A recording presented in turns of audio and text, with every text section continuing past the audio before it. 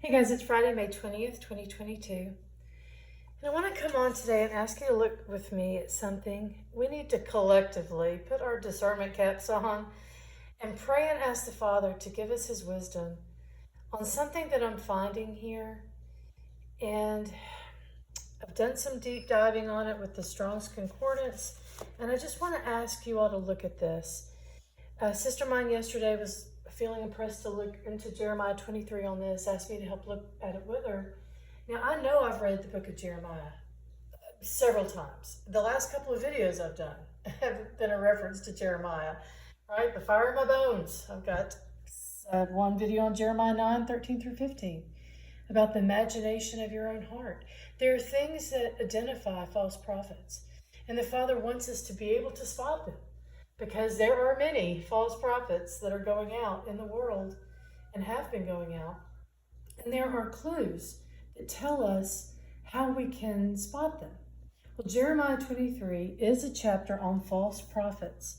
And he gives some indication here about what we're going to need to be able to understand so we can spot them and not follow them, right? So starting in verse 9 of Jeremiah 23, going all the way down to verse 32, he gives a clear description of how the false prophet operates. For one, he tells them peace when there is no peace. He encourages people to walk after the imagination of their own heart. He tells them no evil is going to come upon them. So they're all good.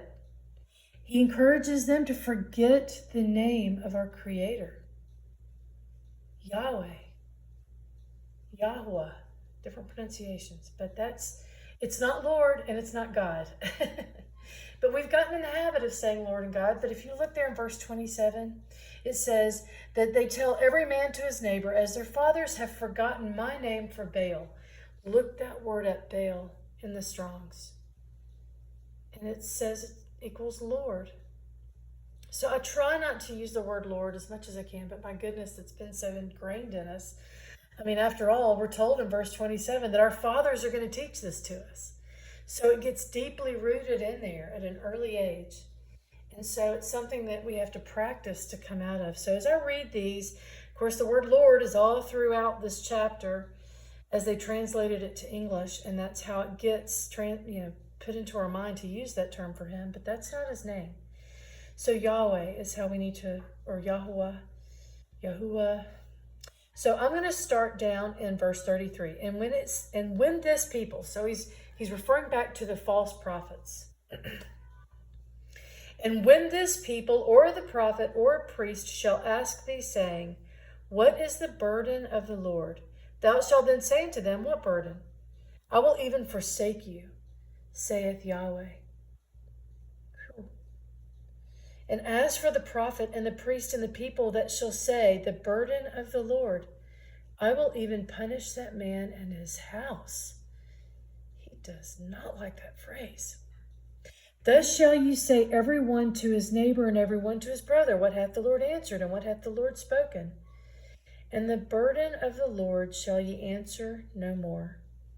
For every man's word shall be his burden. For ye have perverted the words of the living Yah, of the Lord of hosts, our Yahweh. Thus shalt thou say to the prophet, what hath the Lord answered thee, and what hath the Lord spoken? Now here is verse 38 I find most interesting here. But since you say, the burden of the Lord, therefore thus saith Yahweh, because you say this word, the burden of the Lord, and I have sent unto you, saying, you shall not say the burden of the Lord. Therefore, behold, even I will utterly forget you, and I will forsake you, and the city that I gave you and your fathers, and cast you out of my presence. And I will bring an everlasting reproach upon you, and a perpetual shame which shall not be forgotten. Wow. Guys, we need to get a handle on what he's talking about here, because I do not want to be guilty of doing anything that would have me cast from his presence, forsaken, or forgotten. We need to really dig into, if we're to love the Lord, our Yah, with all of our heart, mind, and soul. And he tells us in these particular places, what pleases him and what he despises, we need to make sure we're not doing those things that he despises and that we're doing those things that please him. So, and that's Yeshua pointing us to him. He is to be first above all things. So when I read this and I don't understand it, I need to stop skimming past it because this is important to him.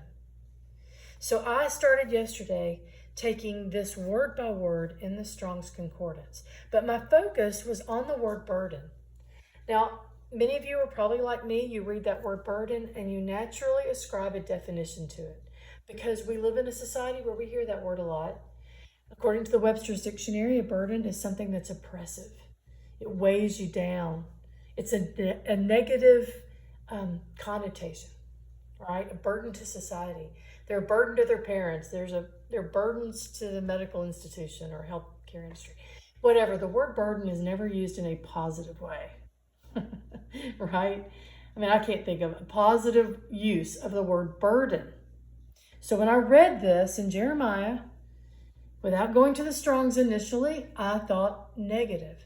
Now, one thing that many of us that are out teaching about the Sabbath and returning to the Father and his commandments and things like that, we are constantly getting comments from people that say we are placing them back under the burden of the law or putting a burden on them.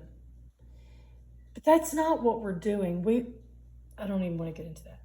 The point is that word burden is used negatively all across the board in our society. So you can imagine my surprise when I went into the Strong's and looked up that word burden. It's found in H4853. Now guys, please do not take my word or anyone's word for anything. You go look these things up for yourself. Please, it's imperative as we walk closely with the Father to not lean on our own understanding of things. We need to go and look deeply at what's being said and not make assumptions. So right here in the Strong's, the word burden is the Hebrew word mesah. I'm probably mispronouncing that. But it specifically means a tribute. I looked up the word tribute and it means a gift. That sounds like a positive to me. Now, figuratively, this word can mean an utterance. That's the figurative application, but the specific application of this word burden all throughout Jeremiah 23 is specifically a tribute. Now, it goes on to give some other definitions beneath that initial or tribute. It means load, bear up, lifting, uplifting, tribute. You can see some different synonymous words in the Greek with that word in the Hebrew. We're given G142 to raise up, to lift up, to elevate. We're given G522 to lift off, to be taken away from anyone. Well, that seems like quite the opposite of burden, to be lifted from someone, not weighed down.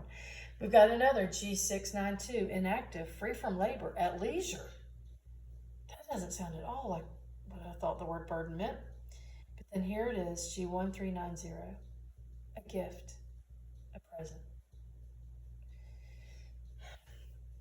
Now, I'm not going to go into the verse that immediately came to mind when I saw the word gift right there. But you all can do your own search into what this word burden is actually saying here. And I want you to pray and ask the Father. Of course, pray about all things. Don't take anyone's word for anything. But I want you to look closely into this. If Yahweh says, do not say the burden of the Lord. And that word burden means tribute or gift. Could that phrase be the gift of God? The burden of the Lord? I'm asking. I don't have a full understanding of this just yet. But this is why it's so important to not ascribe our own kind of definition to words that we see and use in society a certain way. Now, that word burden is used in different places to mean different things. We have Matthew 11:30. Yeshua says, my yoke is easy, but my burden is light. And that word burden there is 5413. It means a task or service. There's another reference to burden, 2 Corinthians 12:16. Paul says, I did not burden you. That word is G2566, to impose upon you, to weigh down.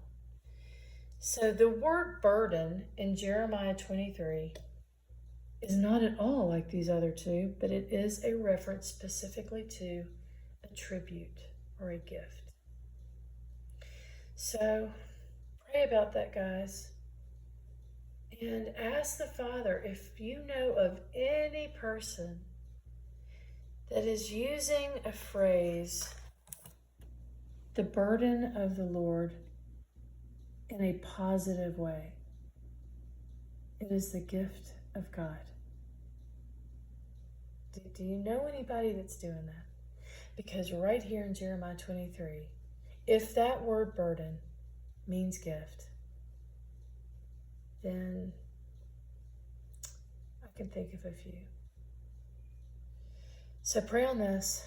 Ask the Father to lead you in all things. You all be blessed. Have a great Sabbath tomorrow. And thank you for listening and praying on this message. Y'all have a great day.